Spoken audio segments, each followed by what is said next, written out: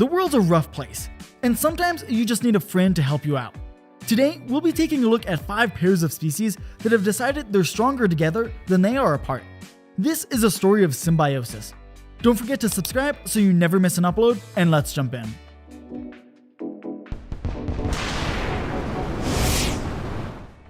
The first duo on our list are sea anemones and hermit crabs. Sea anemones like to hitchhike on the back of hermit crabs, scoring a ride across the seabed and dining on the crab's leftovers. And the crabs don't mind these scavengers. In fact, they actively recruit them. A crab will walk up to an anemone and poke it with its pincers, signaling the anemone to release its grip from the seafloor and jump on the crab's back. From there, they protect each other to the bitter end.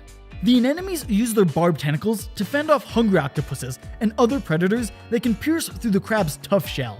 And the crabs return the favor by driving away creatures that like to eat the anemones, like starfish and fireworms. It's a shared protection strategy with some free food on the side. And these two aren't the only ones sticking together under the sea. Danger, danger! That's what the frantically flapping tail of a goby fish says to the near-blind snapping shrimp.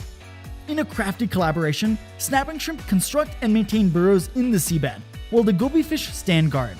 During the construction of their home, shrimps have to leave the security of their burrow to dump the sand they dug out. Throughout this hazardous journey, these shrimp maintain constant contact with their goby fish using their antenna. When the goby fish sees a potential threat, it starts wiggling its tail against the shrimp's antenna or into the burrow's entrance, warning the shrimp of the impending danger. In return for their faithful service, the goby fish get to share the burrow and call it home, sleeping with the shrimp at night and using it as a convenient shelter in the face of danger. But the ocean isn't the only place species work together. African oxpeckers have an interesting relationship with most of Africa's large mammals. They were once thought to be totally helpful, eating the ticks off the backs of zebras, elephants, hippos, and other large African animals. While they do eat ticks, their real purpose is a bit more nefarious.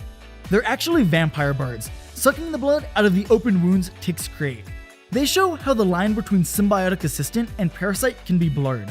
Although, it seems most mammals put up with their blood-sucking behavior in exchange for their service. They also act as an early safari warning system by producing a hissing scream when startled, warning of incoming danger.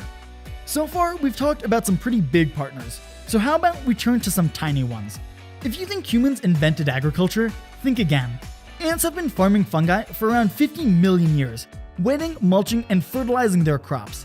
Fungus farming ants originated in South America, and from there spread throughout the New World tropics, from Argentina all the way to the southern United States. Perhaps the best known and most photogenic of the bunch is the leafcutter ant. The leafcutter ant doesn't actually eat the leaves they collect. After all, then they'd be called a leaf eater ant.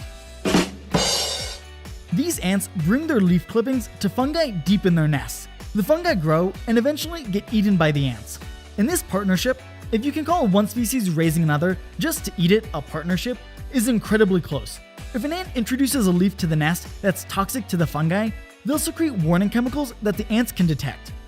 Now that we've gotten those guys out of the way, let's turn to perhaps the most legendary and the most consequential symbiotic relationship of all time.